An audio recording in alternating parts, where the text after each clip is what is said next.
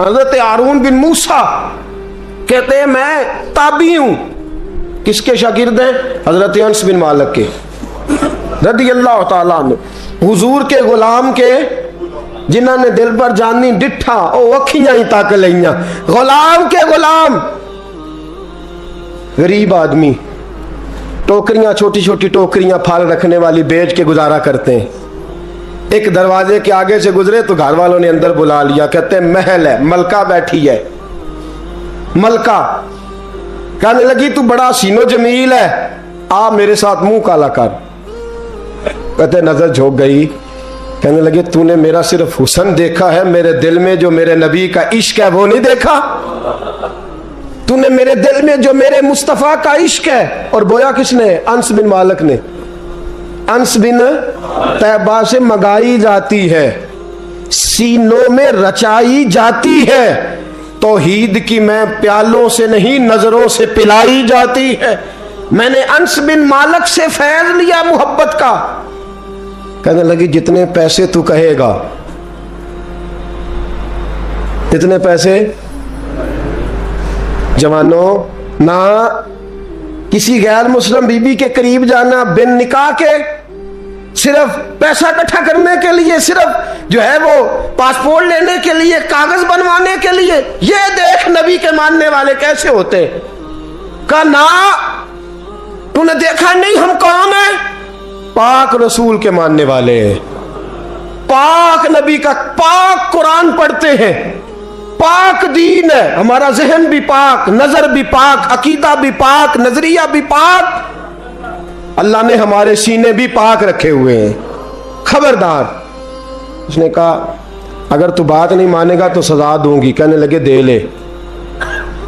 उसने कहा अच्छा तू तब भी ना बाज आया तो बादशाह से कहूंगी इसने मेरी इज्जत पे हाथ डाला है। कहने लगे मैंने बाथरूम जाना है।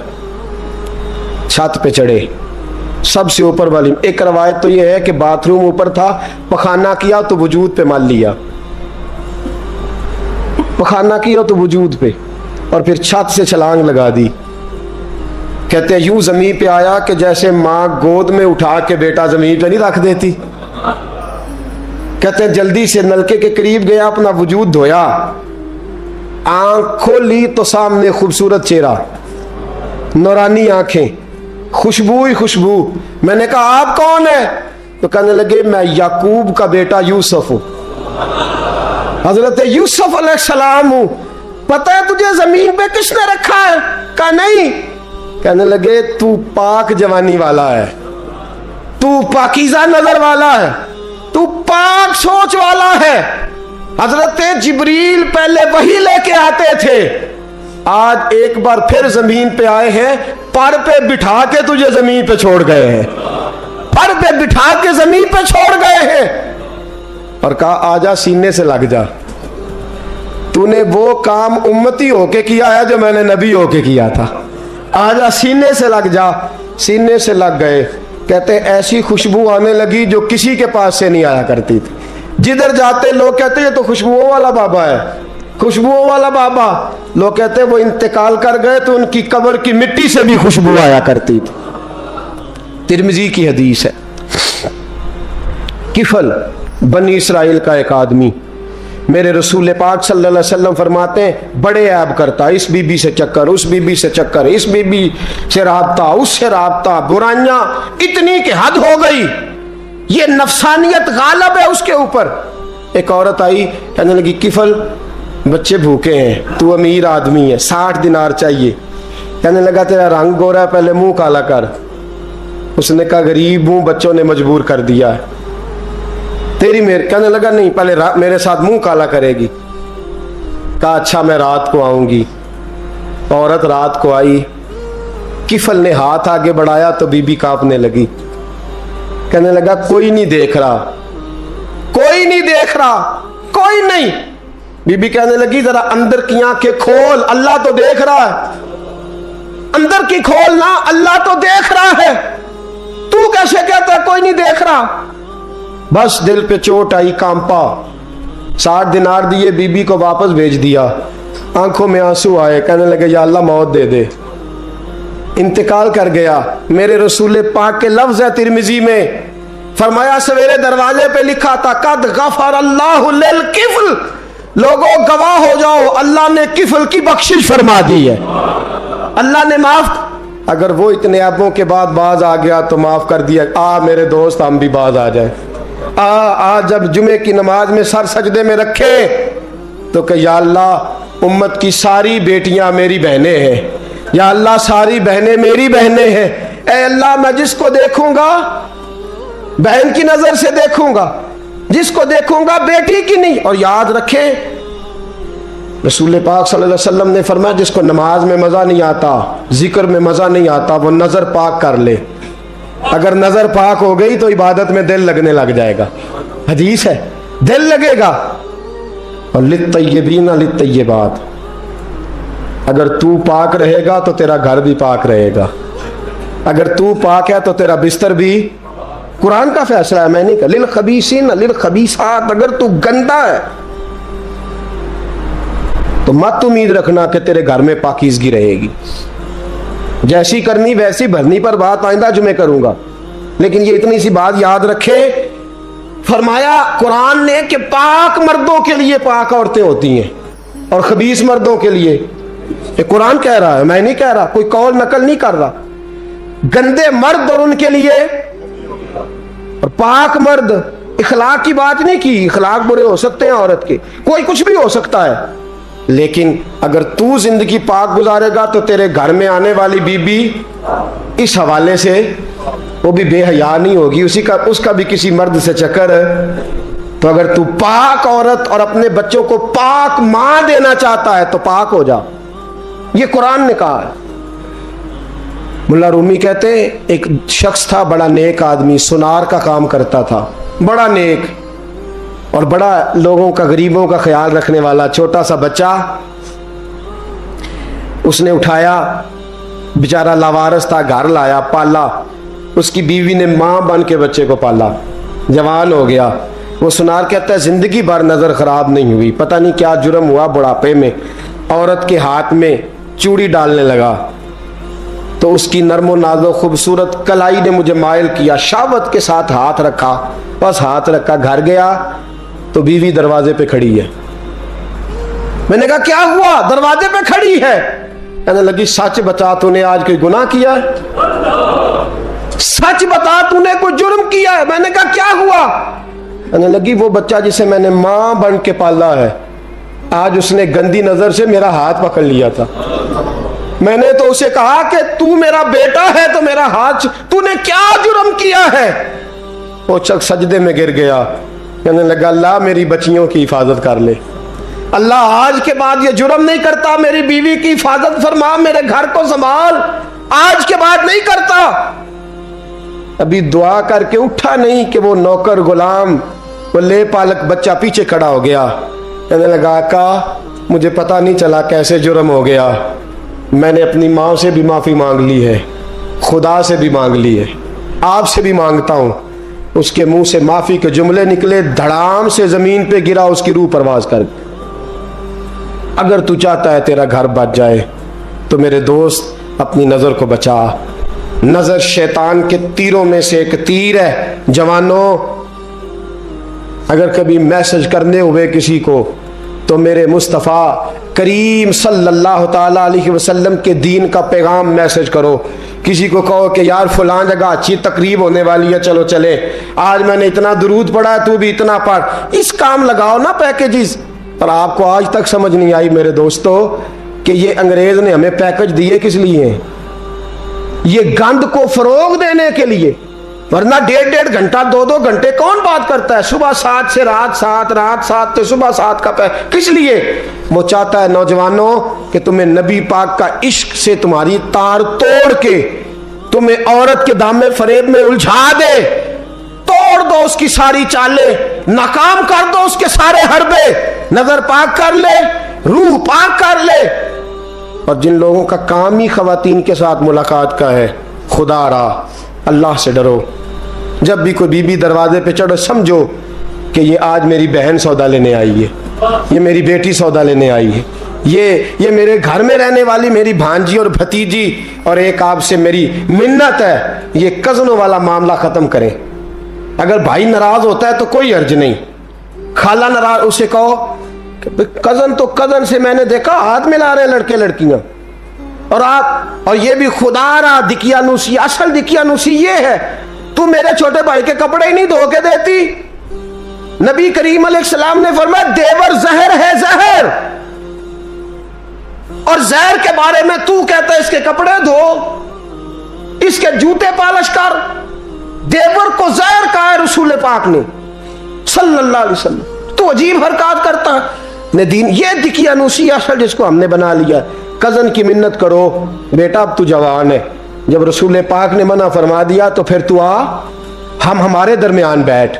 कोई इजाजत नहीं कजन को कि कजन को मोटरसाइकिल पे बिठाए और बाजार ले जाए, कोई इजाजत नहीं किसी को कि वो किसी के साथ इस किस्म का कोई ताल्लुक जो है उसको परवान चढ़ाए। घर में जरूर आए, बैठे जरूर, लेकिन जहां सब लोग बैठे वहां बैठे मुख्तसर वक्त। और आप चूंकि नौजवान बैठे हो, आप किसी के कजन हो, किसी के आप कुछ लगते हो, अव्वल तो किसी के घर जाओ ना। जवानी आवारा फिरने का नाम नहीं, दीन की खिदमत करने का नाम है। दीन की खिदमत, हमारे पास आओ, हम आपको दीन के काम लगाएं। हमारे पास आओ, हम आपको अल्लाह रसूल के काम लगाएं, आपको बतलाएं कुरान कितना पढ़ना है, इसको दुरुस्त करो, तलफ़ुज़ ठीक करो, जरूरियात दीन सीखो, दीन के मामलात में दिलचस्पी, नात सीखो, कुरान सीखो, इबादत सीखो, अपने वक्त को बचाओ और जाना ही कम कर दो। और अगर जाओ भी कभी खाला से मिलने, चाचू से मिलने, अंकल से मिलने, फुफ्फी से मिलने, तो ज़रूरत के तहत जाओ, ज़रूरी काम करो और लौट आओ। हिफाजत करो, सामने गड़ा हो तो कोई छलांग नहीं लगाया करता, सामने गड़ा देख के छलांग लगा के कहते हो मैं उलझ गया हूँ। खुदा रहा इस चक्कर से बच जाओ। वकुल लिल मुमिनीना यगुद्दू मिन अबसारिहिम, अल्लाह फरमाते हैं हबीब इनसे फरमाइए कि मोमिनो नजरें झुका के रखो। वयहफज़ू फुरूजहुम, अपनी शर्मगाह की हिफाजत करो। ज़ालिका अज़का लहुम, ये बड़ी पाकीज़ा बात है। इन्नल्लाह खबीरुम बिमा यस्नऊन, बेशक अल्लाह तुम्हारी हर बात से बाखबर है। हमेशा मिदहत खैरुल आदाम में गुजरे दुआ अल्लाह के बंदे के लिए, नबी पाक अलैहिस्सलाम के गुलाम के लिए ज़रूरी करार दिया है। वो तीन खूबियां हैं, सादगी, आजिज़ी और कनात।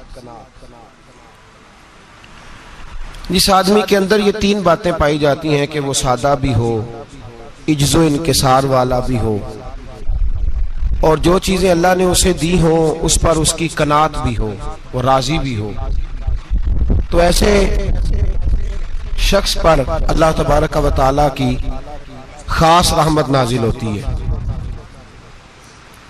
जिस बंदे के अंदर ये सलाहियतें पाई जाएं। हम देखते हैं कि इस जमाने में सादगी, आजी और कनात वाला पहलू खासा मुश्किल होता चला जा रहा है। कोई भी बरादरी हो, कोई भी कबीला हो, कोई भी इलाका हो, लोगों को अपना आप दिखाने का बहुत शौक होता जा रहा है। मैं भी हूं, मुझे भी मानो, मेरी भी सुनो और मेरी भी तारीफ करो, मेरी तरफ भी तवज्जो करो, ये माहौल बन गया है। अगर आप सादगी वाले नहीं होंगे तो फिर आपने कुछ चीजें उधार की ओढ़ी होंगी जो असल नहीं। सादगी जो होती है वो असल होती है, असल रूप होता है आदमी का। अगर आपके अंदर सादगी नहीं होगी तो फिर आपने कुछ चीजें ऐसी अपने ऊपर लागू कर रखी होंगी जो आपका असल नहीं। तो जब आदमी असल से हटता है तो बेसुकून होता है। अल्लाह तबारक व तआला ने मुंह में दांत बनाए हैं तो ये असल है। इनके अंदर धागे के बराबर भी कोई चीज चली जाए तो वो बेचैन कर देती है, क्योंकि वो असल नहीं होती। तो जब आप सादगी में रहेंगे तो असल जगह पे रहेंगे, असल जगह पे, फिर आप तकलीफ में मुब्तला नहीं होंगे। आजिज़ी का मतलब ये होता है कि आप अल्लाह के किसी बंदे को हकीर ना समझें, छोटा ना समझें, जलील ना समझें। एक होती है एहसासे कमतरी कि समझना कि मैं माली तौर पे मेरे पल्ले कोई शय नहीं है, देखो कितना, ये एहसासे कमतरी है। आजिज़ी ये होती है कि ये ना समझ ले बंदा कि मेरे अंदर सलाहियत ज्यादा है, ये कमी है, ये छोटा है, ये निकम्मा है, ये बिल्कुल गुनाहगार है, ये तकब्बुर है। आजिज़ी से रहें, अल्लाह के हर बंदे को अपने से अफजल समझें, आजिज़ी के साथ रहें। कनात ये है कि आपको जो अल्लाह ने दिया है समझें कि मेरा रब सबसे ज्यादा मेरे ऊपर ही मेहरबान है, उसने जो मुझे दिया है वो किसी और को नहीं दिया।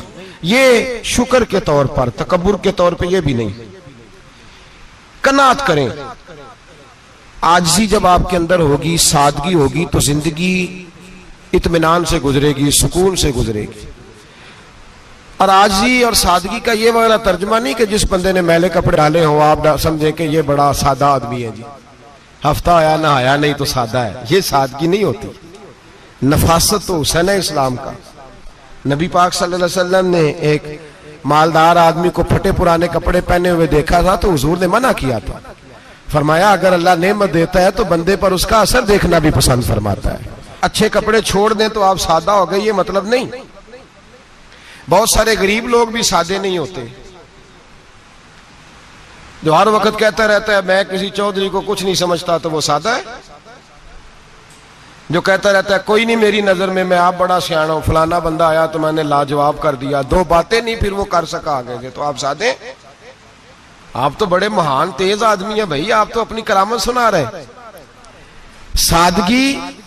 सादगी का मतलब है बेतकल्लफ जिंदगी, जिसमें कोई तकल्लुफ ना पाया जाए। जो बंदा हो वही वो बयान करे, ये सादगी है। ये सादगी के खिलाफ है कि आप जो नहीं है वो आप। मेरा एक तजर्बा है, इसको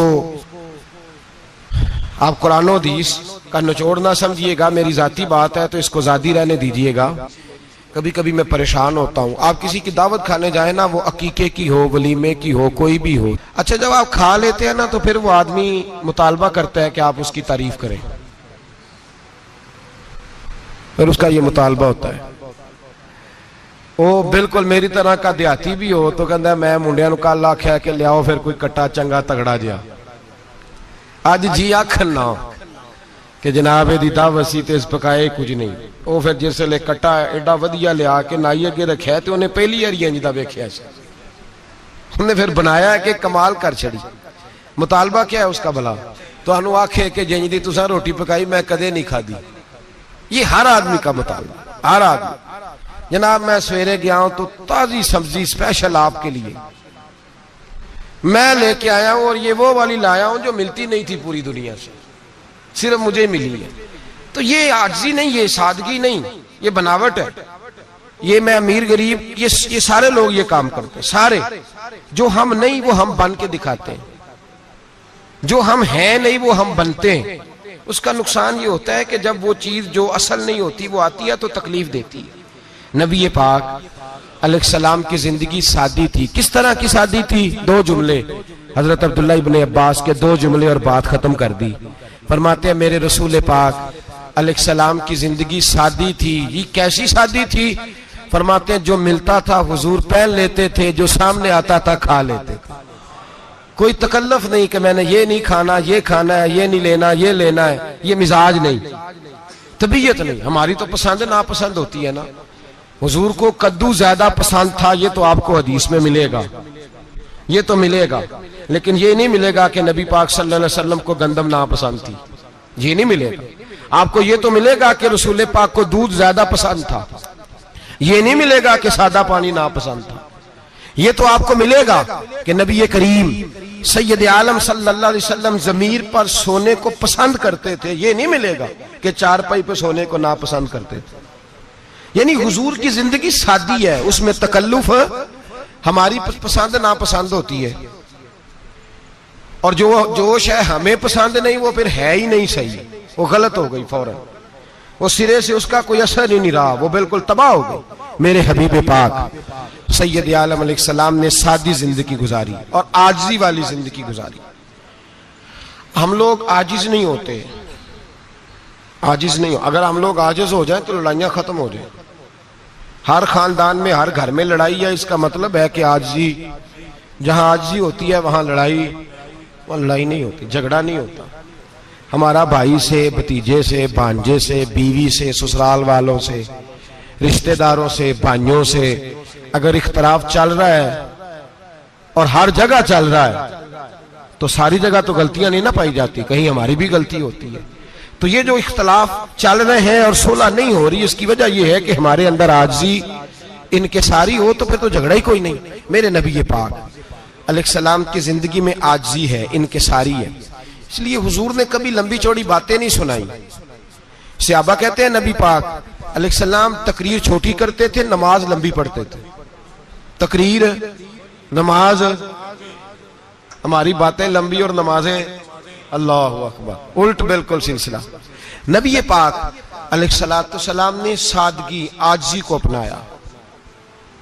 बहुत गरीब आदमी, बड़ा माड़ा बंदा जो 100 रुपया दिहाड़ी लेता है, और बाहर जब वो दिहाड़ी करने गया है तो वो शाम को जब उसने ना समेटा है ना वो सीमेंट और रेत और वो सारी चीजें, तो वहां वो झाड़ू फेर के आया है। फेरते हैं ना जी मजदूर झाड़ू, ये काम वो करने को तैयार है, पर अपने घर में आके झाड़ू देने को तैयार नहीं हुए, इसलिए कि ये उसकी मर्दानगी के खिलाफ है। बाहर जब वो गया है, किसी होटल में काम कर रहा है, टाई पैंट कोट पहन के वो बड़ा अच्छा, वहां अगर उसको बर्तन धोने पड़े तो धो लिए, बल्कि अगर नाराज ना हो जाए बाहर रहने वाले साथी, तो ढेरों लोग बाहर जाके होटलों में बर्तन मांजते हैं, लेकिन वहां उनके रोब को, उनके नाम को कोई धब्बा लगता, लेकिन घर के अंदर जिस बर्तन में उन्होंने खुद रोटी खाई है, अगर उनको ये कह दिया जाए ना कि ये धो लो, तो फिर तो तलाक तक नौबत आ जाती है, फिर तो मसला खराब है। फिर तो हो सकता है कि बीवी की अम्मा की भी खैर ना हो, तुझे उसने सिखाया कुछ नहीं, मुझे ही तूने कह दिया उठ जा। ये हमारा हाल है, और है हम सारे आजिज़ मिस्कीन, है हम सारे माड़े गरीब, ये सारा अपनी जगह तय, लेकिन जहां डटना है, बल्कि यूं समझ लें कि जहां रोब ना चला वहां मिस्कीन हो गए, और जहां चल गया और बादशाह हो गए। मेरे रसूल पाक सैयद आलम अलैहिस्सलाम का उसवा नूर सुनो, सैयदा तैयबा ताहिरा हजरत आयशा सिद्दीका रदी अल्लाह ताला अन्हा फरमाती हैं, हुजूर घर में आते, अगर घर के अंदर झाड़ू देने वाला है तो मुस्तफा ने उठा के काम करना शुरू कर दिया है। ये मामूली बात नहीं। अगर हजरत फातिमा ज़हरा की चक्की पीसने के लिए फरिश्ते आ सकते हैं, तो रसूल पाक के घर का काम करने के लिए भी आ सकते हैं, लेकिन मेरे नबी पाक सल्लल्लाहु अलैहि वसल्लम घर में अपने कपड़े धो लेते, फट जाते तो हुजूर सी लेते। यहां तक कि हजरत आयशा फरमाती है, एक दिन हुजूर ने कहा खाना पकाओ, तो मैंने कहा कनीज आटा गूंद रही है। नबी पाक ने मालूमात की तो पता चला कि वो कनीज तो जा चुकी, बीमार थी। फरमाती है हुजूर ने अपने दस्ते मुबारक से आटा गूंदा, नबी पाक ने गूंदा, नबी पाक ने लगे जो मजदूर शाह ऐसा, न धुन न दौलत सरबराह ऐसा, अरश नशी का जमी पे घर है, मेरा पैगंबर अजीम तर है।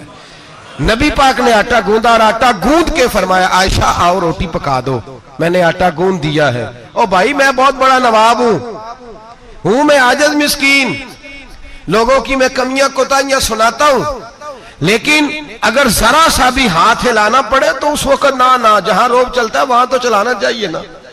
जितना हमारा दबदबा बनता है, आजिज़ी इनकिसारी, ये इंसान को संवारती है, ये उसको सुकून देती है, ये उसके अंदर पैदा करती है वो चीज जो उसे अल्लाह के करीब करती है। अगर आप बड़े हैं तो फिर आप बड़े ही रह जाएंगे, बन कुछ नहीं सकेंगे। अगर आप में तकब्बुर है तो फिर अना का बुत कायम हो जाएगा, बन कुछ नहीं सकेंगे आप। हर आदमी को अपना आप दिखाने का शौक है, बनाने का शौक है, शोहरत, नामवरी, अपने आप को जाहिर करना, बताना। 1,44,000 सहाबा थे मेरे रसूल पाक के, सारे कहिए सल्लल्लाहु अलैहि वसल्लम। जब हुजूर का नाम सुने तो दरूद पाक पढ़ा करें सल्लल्लाहु तआला अलैहि वसल्लम। 1,44,000 सहाबा थे, काम कर गए, किसी ने नाम नहीं बनाया, काम किया। शायद चंद 100 के नाम किताबों में मिलते हो, बाकियों ने काम किया, नाम पर तवज्जो ही नहीं। और कुछ ऐसे भी थे जो आए नहीं, बात मानी है मेरे नबी पाक की, हजरत वैसे करनी रदी अल्लाह, तशरीफ नहीं लाए, घर रह के भी हुजूर की बात मानी है। माँ की खिदमत करो, नहीं आए, खिदमत करी, तशरीफ नहीं लाए, घर रह के बात मानी। दर्जा क्या दिया मेरे रसूल पाक अलैहिस्सलाम ने? ड्यूटी लगाई मौला अली शेर खुदा की, हजरत उमर फारूक रदी अल्लाह ताला, फरमाया मेरा जुब्बा ले जाना, और मेरे अवैस से मिलना और उसे कहना मेरी उम्मत की बख्शिश की दुआ मांगे। भाई घर रह के बात मानी, कोई शोरा नहीं, कोई नाम नहीं। इमाम अब्दुल वहाब शोरानी कहते हैं करन के लोग उन्हें रोड़े मारते थे और उनसे पूछते थे तेरा नाम क्या है, तो जनाबे वैसे करनी फरमाते थे अगर तो कयामत में बख्शा गया तो नाम बता दूंगा, और अगर वहीं अड़ गया तो नाम से क्या रह जाएगा, यहां तो लिखा रह जाएगा। और फिर दुआ मांगी। इमाम शोरानी ने लिखा है दुआ मांगी हजरत अवैस करनी ने, ए अल्लाह मैंने जिंदगी छुप के गुजारी है, मुझे जाहिर ना करना। मैं सिरापा मखजन राज था और रहा था मुद्दतों राज में, ये तो तेरा शौक के दीद कशा कशा मुझे खींच लाया मजाज में। ए अल्लाह मैंने पर्दे में वक्त गुजारा है, अल्लाह मस्तुरना बिसुतरिकल जमील। ए अल्लाह बस मुझे पर्दों में रखना, पर्दों में उठ बुलिया चल उथे बसीए, जिथे बस देनी सारे ही अन्ने, ना कोई साडी जात पछाणे ना कोई सानू मन्ने। ए अल्लाह मुझे पर्दा दे, शोहरत नहीं चाहिए, मेरा नाम ना हो, कोई जाने कोई पहचाने ना, बस मैं तेरा हूं तो छुप के तेरे पास आ जाओ।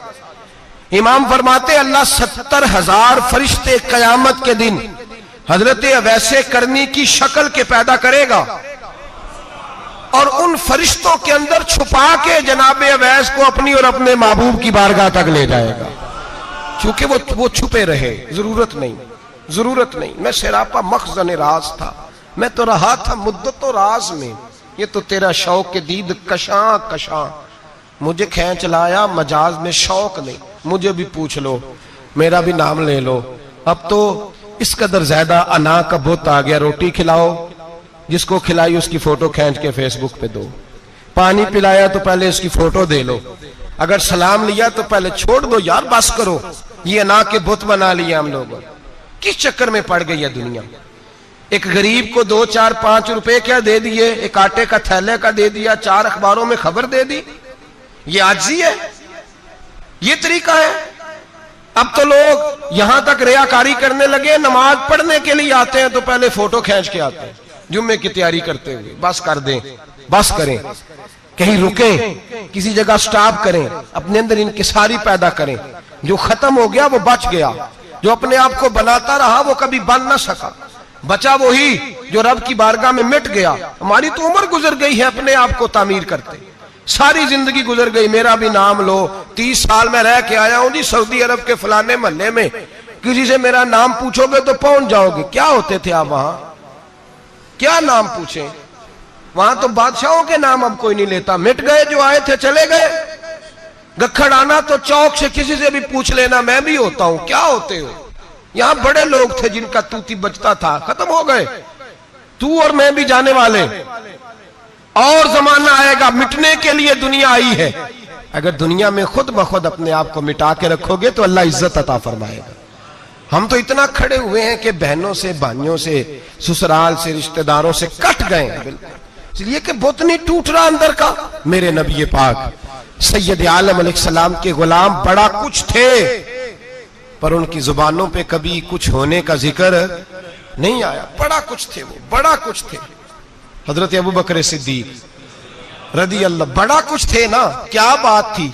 मेरे मुस्तफा करीम सैयद आलम सल्लल्लाहु अलैहि वसल्लम ने फरमाया अबू बकर मेरा वो खलील है कि दुनिया में भी मेरा सज्जन है, कयामत में भी मेरा दोस्त होगा, दुनिया और आखिरत में वही अबू बकर है।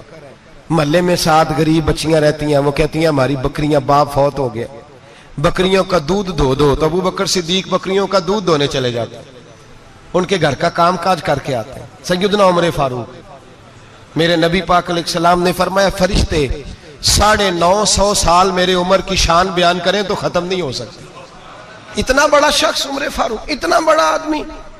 एक दिन ऐलान किया उमर फारूक ने, लोगों मस्जिद में आओ, बात करनी है। अमीरुल मोमिनीन का पैगाम है, सारे मस्जिद में आ जाए। खचाखच मस्जिद नबी सहाबा से भर गई, और ऐसा जब ऐलान होता था तो सहाबा दौड़ के आते थे। शायद को जंग है, शायद किसी ने हमला कर दिया है, शायद कोई नई बात है, दौड़े आए लोग, मस्जिद नबी खचाखच भर गई।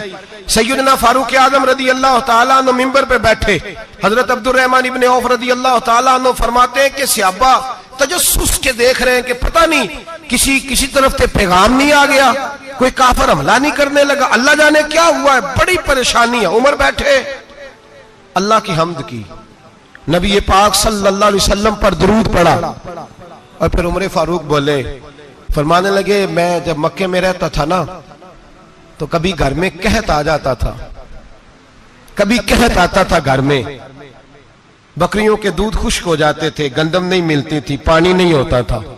तो फरमाया मेरी अम्मा मुझे खाला के घर भेज देती थी।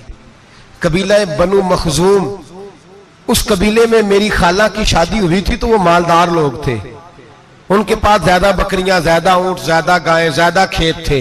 हजरत उमर फारूक फरमाने लगे, मैं उनके घर जाता तो मेरे खालू समझ जाते कि उमर को इसलिए भेजा गया है कि कहत आ गया है। फरमाते हैं वो मुझे सवेरे बकरियां चराने ले जाते, शाम तक मैं उनकी बकरियां चराता। अमीरुल मोमिनीन उमर, एक तरफ मसला यह है कि कैसर और किसरा की दीवारें हिल रही है उमर के नारों से, और इधर उमर मिंबर पे बैठ के खुतबे दे रहे हैं। फरमाते हैं मैं बकरियां चराता, शाम तक खाला के घर जाके मजदूरी करता, और फरमाते हैं शाम होती तो एक मुट्ठी किशमिश मुझे देते वो। आप फरमाते हैं मैं बड़े कद वाला था, एक मुट्ठी किशमिश मिलती है, कभी एक मुट्ठी खजूरें, मैं शाम को खा के सो जाता। कई कई महीने यूं ही गुजरते तो मेरी अम्मा का पैगाम आता कि हालात सही हो गया, मेरे बेटे को भेज दो। ये बात कही, हजरत उमर रोने लगे और फिर कहने लगे अब वो वक्त आया है कि लोग मुझे अमीरुल मोमिनीन उमर कह के पुकारते हैं। बस ये दो बातें की। उमर ने कहा चलो जोहर का वक्त हो गया, अजान पढ़ो, उठो नमाज पढ़े, उठो। अजान हुई, इकामत हुई, जनाब उमर ने नमाज पढ़ाई, लोग चले गए तो सैयदना अब्दुर रहमान इब्ने औफ जराना था जनाब उमर से, बाजू पकड़ के कहने लगे उमर सियाना बंदा यार, तू ये दो बातें सुनाने के लिए इतना मजमा इकट्ठा किया था, ये दो बातें कहने के लिए कि मैं खाला के घर जाके मजदूरी करता था तो एक मुट्ठी किशमिश मिलती थी, एक मुट्ठी खजूरें, ये कहने के लिए कि मैं बकरियां चराया करता था। तो हजरत उमर फारूक रदी अल्लाह ताला अन्हु फिर रोए, फिर आंखों में आंसू आए। कहने लगे अब्दुर रहमान, आज ना मिस्र शाम से कुछ लोग आए थे और वो बता रहे थे कि उमर तेरा डंका वहां भी बड़ा बजता है। वो मुझे कह रहे थे तेरे नाम के वहां भी बड़े दबदबे हैं, बड़े तज़किरे हैं। तो मेरा नफ्स मुझे कह रहा था उमर देखा देखा तू यहां बैठा है और वहां तेरे नाम का शोर हो रहा है, मुझे इसने बड़ा किया है। तो मैंने आज मुस्तफा के सारे गुलाम इकट्ठे करके अपनी औकात बता दी है। मैंने अपनी औकात बताई है कि मैं कुछ नहीं, कोई शय नहीं, कोई चीज ही नहीं, असी किसी दे कुछ नहीं जे लगदे, ना कोई साडा दर्दी। मैंने बताया है कि मैं तो किसी के बकरियां चरा के एक मुट्ठी किशमिश लेके गुजारा किया करता था। गुजारा मुझे मेरे कुछ साथी ना ले गए गुजरांवाला, सर्दियों के मौसम में मुझे कहने लगे स्वेटर पसंद कर लें अपनी मर्जी का। तो मैंने कहा यार मुझे तो वही मजा आता है जो मेरी अम्मा क्रोशिये से बनाया करती थी, वही। वो पहले अब्बा पहनते थे, फिर वही स्वेटर बड़ा भाई पहनता था, फिर हमारे खाते में आ गया। और फिर उसकी तारीफें होती थी गुर्बत छुपाने के लिए, उसकी तारीफें होती थी, बड़ी बड़ी मेहनत से बना है जी, क्या बात है, बड़ा गर्म है। तो अब छोटे भाई को दे दिया जाए। हमने कहा वही जमाना देखा है, वही रंग देखा हुआ है और उस पर फख्र है। अब तो लोग जब कुछ हो जाता है ना, दो चार लोग जानने लगते हैं तो लोग फटाफट दावा कर देते हैं खानदानी रईस आजम हूं, बड़ी बात है। ऐसी कोई बात नहीं।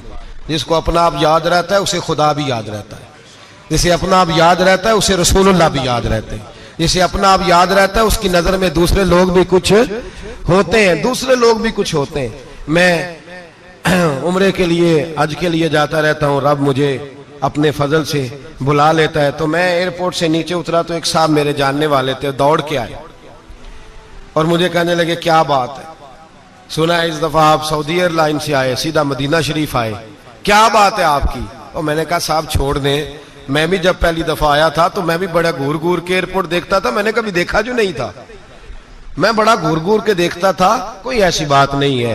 ये निजाम कुदरत है, बादशाह के फैसले हैं, वो जब चाहता है जिस तरह के चाहता है फैसले फरमा लेता है। तो ये उसके फैसलों की बात है।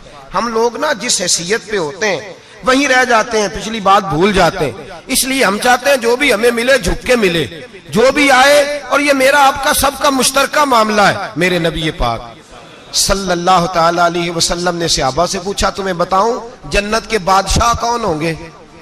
जन्नत के आम लोग नहीं, जन्नत के, बोलिएगा जरा, जन्नत के अल्लाह बादशाह। जन्नत में तो जाना बड़ी बात है, और हुजूर जन्नत का भी बादशाह। इब्ने माजा में लफ्ज है। तुम्हें पता है जन्नत के बादशाह कौन होंगे? तो मेरे मुस्तफा करीम सल्लल्लाहु ताला अलैहि वसल्लम के गुलामों ने कहा हुजूर हमें नहीं पता। तो हुजूर ने फरमाया जन्नत के बादशाह वो लोग होंगे जिन्हें दुनिया में कोई भी नहीं जानता था, जिनके कपड़े सादे होते थे, जो गरीब लोग होते, जो सिफारिश करते थे तो उनकी कबूल कोई नहीं करता था, जो किसी के साथ जाते थे तो उनको मानता कोई नहीं था। वो जन्नत के बादशाह होंगे, बादशाह। और फरमाया क़यामत के दिन जब लोग उन्हें देखेंगे तो उन पर फख्र करेंगे, रश्क करेंगे, कहेंगे क्या बात है तुम्हारी, यहां तो शौक ही बड़ा है। गरीबों ने भी पोस्टर बनाए हुए हैं, डाकुओं, लुटेरों, चोरों की तस्वीरों के साथ लगवाए हुए, अपने आप को बड़ा करने के लिए। आज ही इख्तियार करें, आज ही इख्तियार करें, अपने आप को मिटाने की कोशिश करें। रब करीम के बंदे आगे बढ़ बढ़ के अपना आप दिखाते नहीं, बड़ा शौक है, पहले फोटो खिंचा लो, बाकी बातें बाद में होंगी, पहले वीडियो बना लो, बाकी कुछ और बाद में होगा। पहले अब तो परसों तरसों मुझे एक मौलाना कहने लगे कि आपसे मैंने, वो यहाँ जुमा पढ़ने आते हैं कभी कभी, मेरे दोस्त हैं, कहते हैं आपसे मैंने सुना था कि अगर कोई, उस नबी पाक का फरमान है, अगर कोई नजराना दे तो उसको ले लो, अगर कोई तोहफा दे तो उसको, हुजूर ने फरमाया ले लो अगर तुम्हें को देता है, अपनी मर्जी से, मांगना मना है, खुद दे दे तो ले लो, वरना एक वक्त आएगा तुम मांगोगे तुम्हें मिलेगा नहीं, जब को दे दे तो ले लो। कहने लगे आपने कहा था को दे दे, तो उस वक्त से मैं, कोई सूट देता है मुझे मेरी मस्जिद का नमाजी तो मैं ले लेता हूं, कोई मुझे कोई और शय देता है तो मैं आपसे सुन के, तो अगर मेरी मस्जिद का नमाजी सूट पकड़ाते साथ फोटो भी खींचे तो फिर मेरे लिए क्या हुक्म है? वो खुशबू की डब्बी देते हुए साथ फोटो भी खींचे, फिर मेरे लिए क्या हुक्म है? कहने लगे रमजान में ये हाल हुआ है कि लोग कपड़े दे रहे थे और फोटो खींच रहे थे, क्या चक्कर है, कहां चले गया? गरीब आदमी की इज्जत नफ्स को कुचल डाला पकड़ के। एक जोड़ा साल के बाद इमाम को दिया, उसकी भी तस्वीर खींच के फेसबुक पे दे डाली। ये हमारी आजिज़ी है, ये हमारा प्यार है, ये हमारा अंदाज है। भाई ये हम गलत रास्ते पे, गलत डगर पे चल निकले, हमें वापस आना पड़ेगा। मेरे नबी पाक अलैहिस्सलाम ने आजिज़ी को पसंद किया। हुजूर शोहरत से, नामवरी से दूर रहते, नबी पाक अलैहिस्सलाम ने आजिज़ी, इनकिसारी और सादगी और कनात इनको अपना के रखा, सीने से लगा के। ये नहीं कि माल नहीं आया, बहरीन से लाखों दिनार आए हुजूर के जमाना ज़ाहिरी में, तबूक के बाद फतूहात हुई तो लाखों दिनार आए, लेकिन हजरत आयशा कहती है हमारे घर में 4 दिन के बाद ही रोटी पकी है, हमने एक वक्त ही खाना खाया, लाखों रुपया आया है, पर हमारे घर के अंदर जो खाना आया है वो सिरका ही आया है। हमने रात अगर रोटी बच गई है तो सवेरे उठ के रात वाली खाई है। हमारे घर के अंदर वही हालात रहे, इसलिए कि मेरे नबी पाक अलैहिस्सलाम ने फरमाया मैं तुम्हारी दुनिया से हासिल करने नहीं आया, मैं तो मुसाफिर की तरह वक्त गुजारने आया। हम ज्यादा के चक्कर में निकले तो बड़ा कुछ कुचल के आ गए, बड़ा कुछ। आजी जब पैदा होती है, इनकिसारी जब पैदा होती है, जब तवाज़ो आती है, फिर इंसान बनता है, फिर वो समझता है, फिर उसके अंदर तब्दीली आती है, फिर वो। और बुजुर्ग फरमाते हैं आजी वाले को नमाज में भी लज्जत आती है, वरना तो किसी ने पूछा था, एक शायर इस्लामाबाद में रहते थे, तो उनसे किसी ने पूछा कि आपका शहर किस तरह का है? उन्होंने कहा मेरा उस शहर अदावत में बसेरा है जहां लोग सजदों में भी लोगों का बुरा सोचते हैं। मेरा उस शहर अदावत में बसेरा है जहां लोग सजदों में भी लोगों का, नमाज पढ़ते हुए कहते हैं देखो कितनी बू आ रही है इससे, कपड़े नहीं बदल के आया, नमाज पढ़ते हुए भी साथ वाले के बारे में बुरा सोच रहे हैं। जब आजी सैयद अहमद कबीर रिफाई रहमतुल्लाह ताला अलैह, ये सिलसिला रिफाइया के शेख हैं, आला हजरत रहमतुल्लाह अलैह ने इनकी बड़ी तारीफ लिखी है फतावा रज़विया में। मिस्र के अंदर सिलसिला रिफाइया और शाज़लिया, बहुत सारे लोग इस सिलसिले में मुरीद हैं। सैयद अहमद कबीर रिफाई इतने बड़े सूफी थे कि मेरे मुस्तफ़ा करीम सल्लल्लाहु अलैहि वसल्लम के रोजे पर हाजिरी देने गए। नबी पाक की बारगाह में हाथ दुआ करें, अल्लाह हम सबको वहां हाजिरी नसीब फरमाए, अल्लाह हम सबको बार बार ये मौके अता फरमाए। सैयद अहमद कबीर रिफाई हाजिरी देने गए तो जब नबी पाक के गुम्बद पे पहुंचे तो कहने लगे या रसूलल्लाह मैं कब्र देखने नहीं आया, मैं तो दीदार करने आया। हुजूर ये तो ज़ियारत में करता रहता था, दीदार करने आया। ये कह के रोने लगे। इतनी देर रोए कि मेरे मुस्तफ़ा करीम ने अपना दस्ते मुबारक कब्र से बाहर निकाल दिया। हाथ मुबारक बाहर आया और 10,000 लोगों ने देखा। कितने लोगों ने? अब यहां भी लोगों को शक होगा जी कैसे बाहर आया, तो बुखारी सुना देता हूं, मसला जरा हल हो जाए। मस्जिद नबी की तामीर हो रही थी। तामीर तो कहते हैं कि दीवार नहीं, तामीर करते वक्त ना एक दीवार गिरी, ये बुखारी के लफ्ज है। दीवार गिरी तो एक पैर बाहर आ गया। पैर को देखा तो कहते हैं हाथ रखते थे तो उसमें बिल्कुल ऐसे था जैसे खून साइडों पे हो गया, बिल्कुल जिंदा। शोर हो गया कि ये नबी पाक का कदम मुबारक है, हुजूर का। बहुत सारे लोग इकट्ठे हुए, उलमा को बुलाया, पैर देखा तो कहने लगे नबी पाक का नहीं, ये तो सैयदना फारूक आजम का है। जब ये कहा ना फारूक आजम का है तो फिर एक शोर उठा कि ये हाल है उनके गुलामों का, तो सरकार का आलम क्या होगा। ये हाल है उनके गुलामों का तो फिर सरकार का आलम। ये बुखारी है। तो जिंदा है वल्लाह, तो जिंदा है वल्लाह, मेरी चश्मे आलम से छुप जाने वाला। सैयद अहमद कबीर रिफाई इतने बड़े, नबी पाक सल्लल्लाहु अलैहि वसल्लम ने दस्ते मुबारक बाहर निकाला, 10,000 लोगों ने देखा। किसी ने हजरत सैयद अहमद कबीर रिफाई से पूछा कि बाबा इतना बड़ा दर्जा, इतना बड़ा मकाम कैसे मिला? तो बाबा जी कहने लगे जिंदगी में कभी किसी को हकीर नहीं समझा, किसी को कभी हकीर, कभी किसी को अपने से कमतर नहीं समझा। तो अल्लाह ने देखे ना, अगर आप नहीं समझेंगे तो उसके लिए भी आपको उन्वान मिल जाएंगे, और अगर समझना है अपने आप को बड़ा तो उसके लिए भी मौके मिल जाते हैं। हजरत शफीक बल्खी बहुत बड़े सूफी बुजुर्ग हुए, पर नौजवान थे, जवानी में ही अल्लाह ने बड़ा मर्तबा दिया। हजरत अब्दुल्ला बिन मुबारक बूढ़े थे, दोनों एक महफिल में इकट्ठे हुए। अब बगदाद सारा मानने वाला था और दोनों का मानने वाला था। आखिर में दुआ बुजुर्ग कराया करते थे महफिल के इख्तिताम पर। हजरत शफीक बल्खी जनाब अब्दुल्ला बिन मुबारक से कहने लगे आप दुआ करें, आप दुआ करें, आप बुजुर्ग हैं। अब जिसने जो मानना है उसे उसके लिए उन्वान भी मिल जाएगा। हजरत सैयदना अब्दुल्ला बिन मुबारक कहने लगे बेटे तू दुआ कर, तेरी उम्र थोड़ी है, तेरे गुनाह भी थोड़े हैं, तेरी उम्र थोड़ी है, तेरे गुनाह भी थोड़े हैं।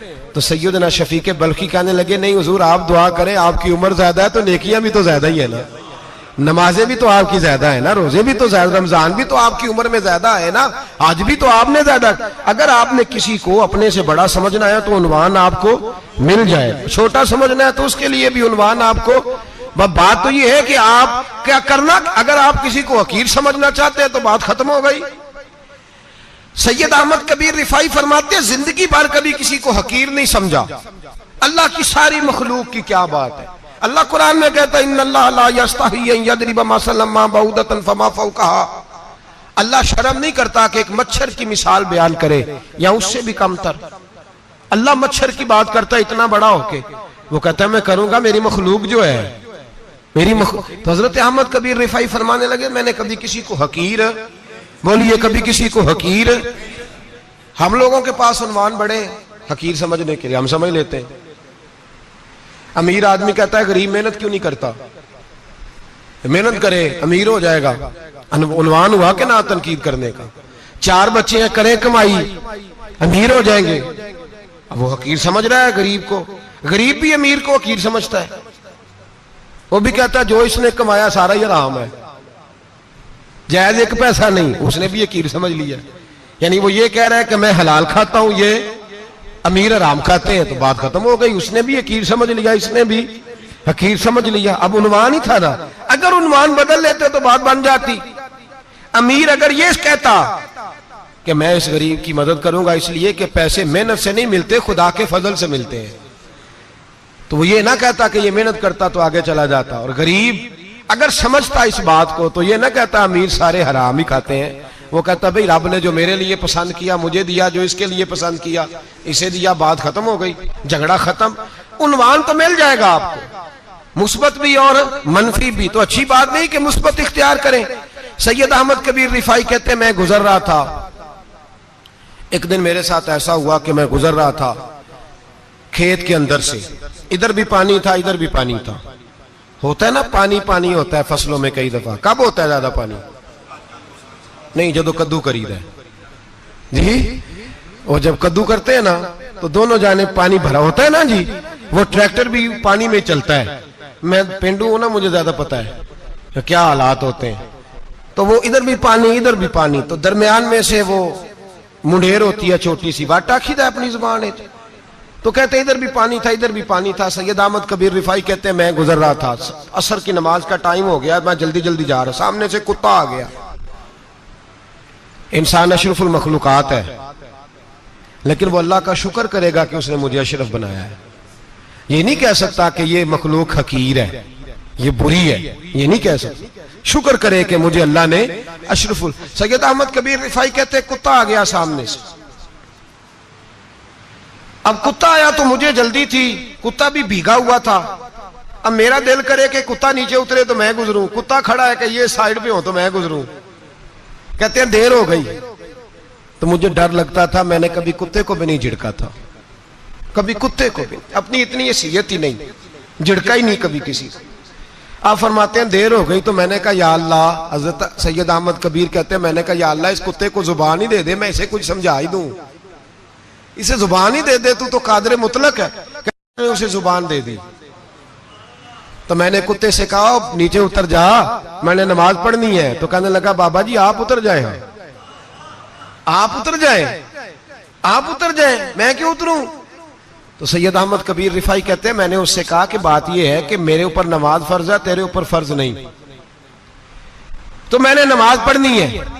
अगर मैं खेत में उतर गया तो कीचड़ है, मेरे कपड़ों को मिट्टी लग जाएगी, पता नहीं पानी पाक है कि नापाक है, तो तू उतर जा, तेरे ऊपर नमाज नहीं फर्ज, तो मुझे जाने दे।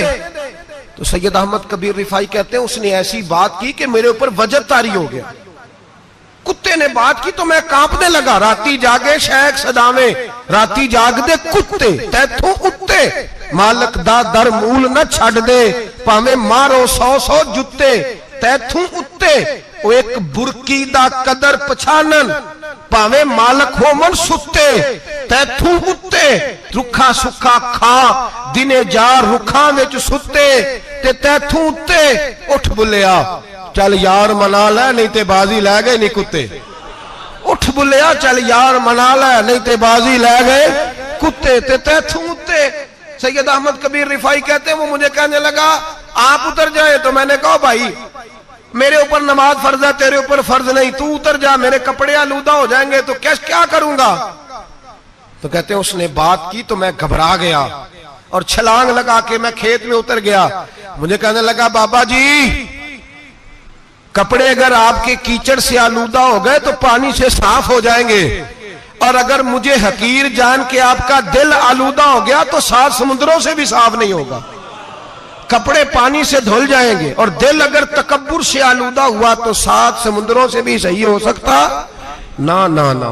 हकीर नहीं जानना, ना मौलवी को, ना सूफी को, ना दरवेश को, ना खेत में काम करने वाले को, ना पट्टे पे मजदूरी करने वाले को, ना गाड़ी का शीशा साफ करने वाले को, ना तेल डालने वाले को, ना किसी को हकीर ना जान, ना किसी के हाल पे तंज कर, ना किसी के गम का मजाक उड़ा, वो जिसे चाहे जैसा नवाज दे। ये मिजाज लुत्फ रसूल है। ना कोई आया लेके चला गया, कोई उम्र भर भी ना पा सका, मेरे मौला तुझसे गिला नहीं, ये तो अपना अपना नसीब है। भाई हकीर नहीं जानना। सैयद अहमद कबीर रिफाई फरमाते हैं वो कुत्ता तो गुजर गया, मैं दौड़ा घर गया, जाके मैंने गुस्ल किया, कपड़े बदले। फरमाते हैं पहले भी मैं असर पढ़ता था, पर आज जब नमाज पढ़ी तो बड़ा ही मजा आया। मैं सर सजदे में रखूं मेरा उठाने को जी ही ना चाहे, मैं रुकू में जाऊं तो मेरा सर उठाने को दिल ही ना चाहे। मेरा दिल करे आज मगरिब लेट हो जाए, आज सूरज देर से गुरूब हो, मैं आज सारा दिन असर ही पढ़ता रहूं। भाई जब तू आजिज़ी वाली पढ़ता है, जब तू इनकिसारी वाली पढ़ता है, जब तू हजरत सैयदना मुआविया बिन खुतैज रदिया, एक हजरत मुआविया बिन सुफियान है, एक मुआविया बिन खुतैज सहाबी है, वो कहते हैं मैं जंग फतह करके आया तो सख्त गर्मी का मौसम था, मुझे पता था कि उमर फारूक दोपहर को आराम कर रहे होंगे।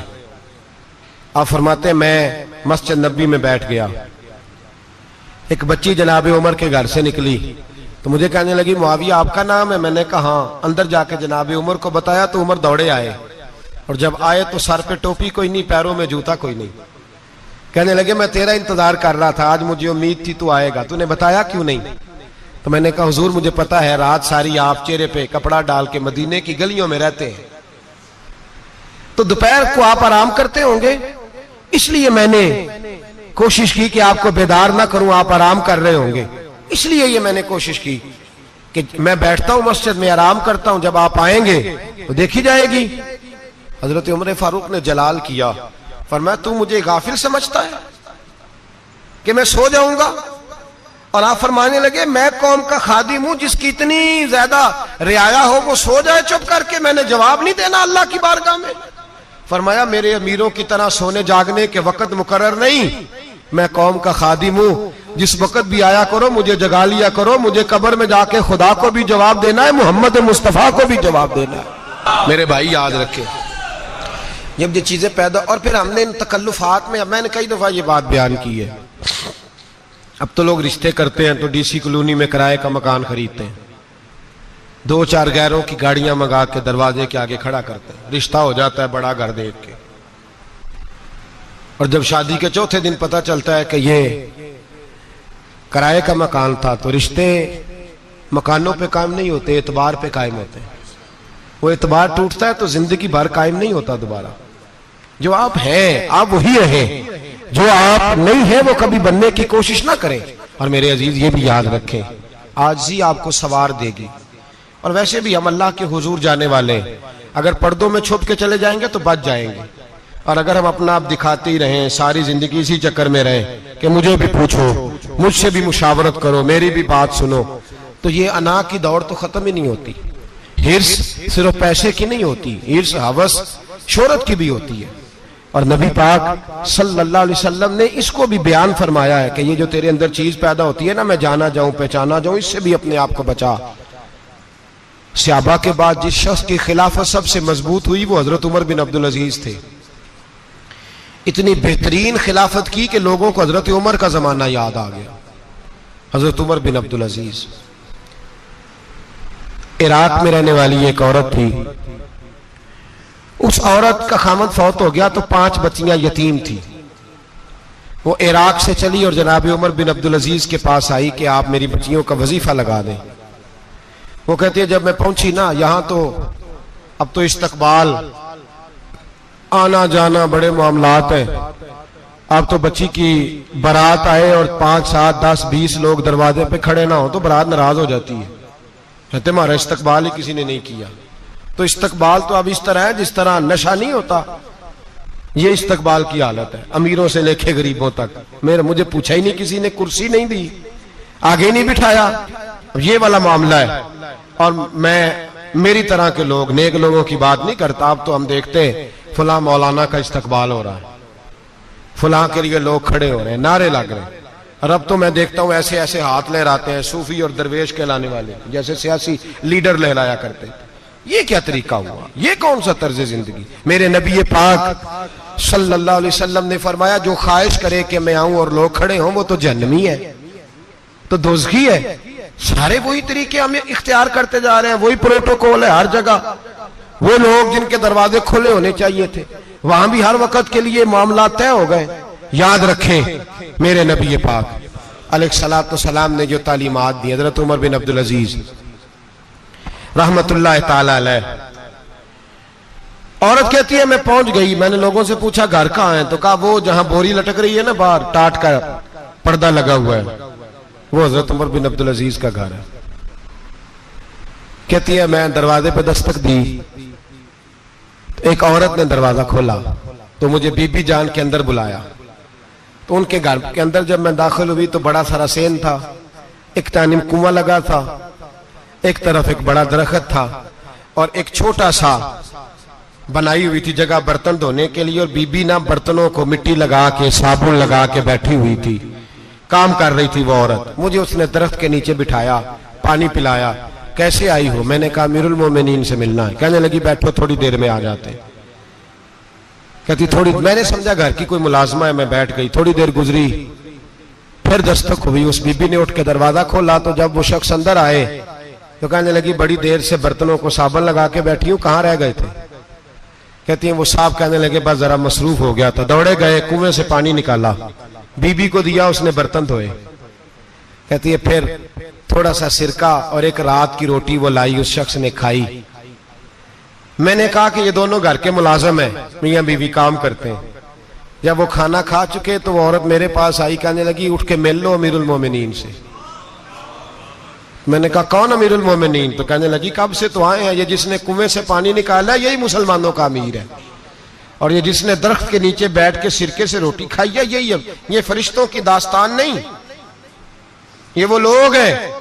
मैं रात को भी कह रहा था एक जगह पे कि ये लोग जो है ना, जिनका आप रोज शिकवा करते हैं हुकूमतें बड़ी खराब हैं, ये कोई नहीं खराब, बिल्कुल खराब नहीं। जितने सियासी लीडर हैं सारे सही हैं। खराब वो लोग हैं जो इन्हें वोट दे के लीडर बनाते हैं, बिल्कुल खराब नहीं। मैं तो इनके हक में होता जा रहा हूं। नाराज हो गए ना आप लोग? अल्लाह करे तुसी हो जाओ तो अगले इलेक्शन च सियाने भी हो जाओ, आमीन तो कह दे। मैंने कोई मशवरा नहीं देना, इसलिए कि मेरी नजर में कोई ऐसा शख्स नहीं जिसके लिए मैं आपसे कह सकूं कि वोट दें। और हम तो ऐसी बात करें तो कई लोग नाराज होकर चले जाते हैं, लेकिन कोई परवाह नहीं, इसलिए कि ये दीन मेरे नबी पाक का दीन सिर्फ मस्जिद का दीन नहीं। इंशाअल्लाह आइंदा जुम्मे नजरिया पाकिस्तान बयान करूंगा और बताऊंगा कि पाकिस्तान का मतलब क्या, ला इलाहा इल्लल्लाह मुहम्मदुर रसूलुल्लाह सल्लल्लाहु अलैहि वसल्लम। हुजूर का जो कुरान नाफज होगा मस्जिद में, वो कुरान कचहरी में भी नाफज होगा इंशाअल्लाह। और वो कुरान नाफज होने आया है, असेंबलियों में वही कुरान नाफज होगा इंशाअल्लाह। और यही चिराग जलेगा तो रोशनी होगी। बयान करेंगे और डट के बयान करेंगे, आपको बताएंगे। बस जो बात समझा रहा हूं फिल वक्त वो समझे। मुजरम वो नहीं जो बड़ा बन के लूटता है, मुजरम वो है जो उसको सपोर्ट करता है, जिसने उसे बड़ा बनाया है। ये याद रख लें, हमारी कोई बचत नहीं होगी, हमसे पूछा जाएगा। हम सारे कचहरी में खड़े होंगे, अल्लाह सवाल करेगा कि तुम बताओ तुम इनके मददगार क्यों बने थे, तुम सपोर्ट क्यों करते थे, ये पूछा जाएगा और हमने जवाब देना है। बहरहाल आम दाम बरसरे मतलब जनाब उमर बिन अब्दुल अजीज रहमतुल्लाह अलैह के वो बीबी गई तो कहने लगी कि ये अमीरुल मोमिनीन है। कहा वो उठ के हाजिर हुई, कहा हुजूर मैं इराक से आई हूं, मेरा खामद फौत हो गया, मेरी 5 बेटियां हैं, वजीफा लगा दे। वो बीबी कहती है मेरा दिल था कि यतीम बच्चियों का 100 दिनार साल का लगा देंगे तो बड़ी बात है। कहती है जब मैं उनके पास गई तो हजरत उमर बिन अब्दुल अजीज को बताया तो वो रोने लग गए और मुझसे माफियां मांगने लगे। मैंने कहा हुजूर आप क्यों माफी मांगते हैं? तो कहने लगे इसलिए माफी मांग रहा हूं कि तू मेरी रियाया में थी और तेरी 5 बच्चियां यतीम थी, तुझे खुद चल के आना पड़ा है। मेरा काम था तेरी खबर लेता, माफ कर दे अल्लाह की रिजा के लिए। उन्होंने वजीफा लिखना शुरू किया तो मेरी एक बच्ची का 1000 दिनार साल का लिखा। मैंने कहा अल्लाह तेरा शुक्र है। फिर दूसरी बच्ची का 1000 लिखा तो मैंने कहा अल्लाह तेरा शुक्र है। तीसरी का 1000, चौथी मैंने कहा शुक्र है।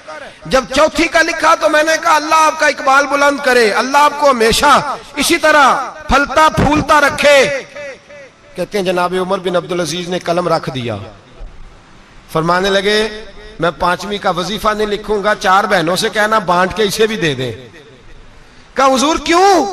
आप फरमाने लगे जब तक तू अल्लाह का शुक्र अदा कर रही थी मैं भी रब से जुड़ा हुआ था और अल्लाह से डर के लिख रहा था। अब तूने मेरी तारीफ की है, अब मेरी जात आ गई है, अब मैं अगर ये वजीफा लिखूंगा तो इससे अल्लाह राजी नहीं होगा, इससे मेरे नफ्स में रिया पैदा होगी। अब मैं 5वीं का नहीं लिखूंगा, जा और जाके इराक के गवर्नर को दे। बीबी कहती है मैं घोड़े पे बैठी और मैं चंद दिनों के बाद इराक पहुंची। जब सवेरे आके मैंने वालिए इराक को रुका दिया तो वो चीख मार के रोया। मैंने कहा क्या हुआ? तो कहने लगा बीबी आज रात को हजरत उमर बिन अब्दुल अजीज का इंतकाल हो गया, फौत हो गए, तो इंतकाल कर गए। कहती मैं भी तड़प के रोई। मैंने कहा मेरी यतीम बच्चियों का क्या बनेगा? तो वो गवर्नर कहने लगा तेरे वजीफे जारी रहेंगे, तुझे मिलते रहेंगे। तो कहने लगी कैसे? कहने लगा मैं अगर तो गवर्नर रहा तो तेरा वजीफा जारी रहेगा और अगर गवर्नरी से उतर भी गया तो मैं जाती तौर पे मालदार हूं, फिर भी तेरी बच्चियों के माहाना पैसे पहुंचते रहेंगे। मैंने कहा तू क्यों देगा? कहती है वो रो पड़ा। कहने लगा अगर अमीर हजरत उमर बिन अब्दुल अजीज जैसे हो तो फिर अल्लाह गवर्नरों के दिलों में भी रहम डाल दिया करता है, फिर मेरे जैसे लोगों को भी वो बदल देता है। हजरत उमर बिन अब्दुल अजीज घर आए, 3 बेटियां थी, एक को आवाज दी, वो आई तो उसने मुंह पे हाथ रखा है। दूसरी को आवाज दी, वो आई तो मुंह पे हाथ रखा है। तीसरी को आवाज दी तो मुंह पे हाथ रखा है। आपने अपनी बीवी से कहा कि ये बच्चियां मुंह पे हाथ क्यों तीनों ने रखा हुआ, क्या बात है? तो बीबी रो पड़ी, कहने लगी 4 दिन हो गए मेरी बेटियां प्याज से रोटी खा रही हैं।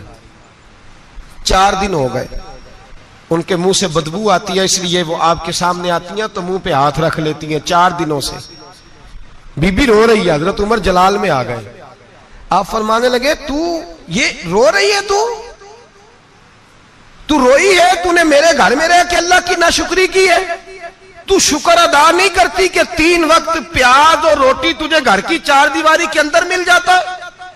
रो रही है। और मैं, आ मेरे साथ बाहर निकल, तुझे वो लोग दिखाऊं जो झोपड़ियों में रहते हैं और मांग के खाते हैं। आ तुझे दिखाऊं। इतनी नाशुक्री कि घर के अंदर प्याज पहुंच रहा है, रोटी पहुंच रही है, और तू कहती है मेरी बेटियां प्याज से खाती हैं। शुक्र कर फाके नहीं काटने पड़े। फिर अगले लफ्ज कहे तो रो पड़े।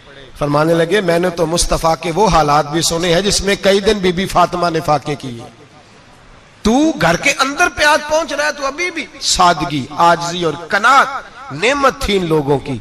हमारे यहाँ रोज शिकवा है, किस बात का? गाड़ी कोई नहीं। रोज रोना है, किस बात का? बंगला कोई नहीं। रोज रोना है, किस बात का? बैंक बैलेंस कोई नहीं। 10 जोड़े क्यों नहीं ईद पे आए? और ये सिर्फ औरतों का मसला नहीं, हमारे अंदर भी ये बात बदरजे औला। हम रोज अपने आप को मिस्कीन कहते हैं, गरीब कहते हैं, लाचार कहते हैं, मजबूर।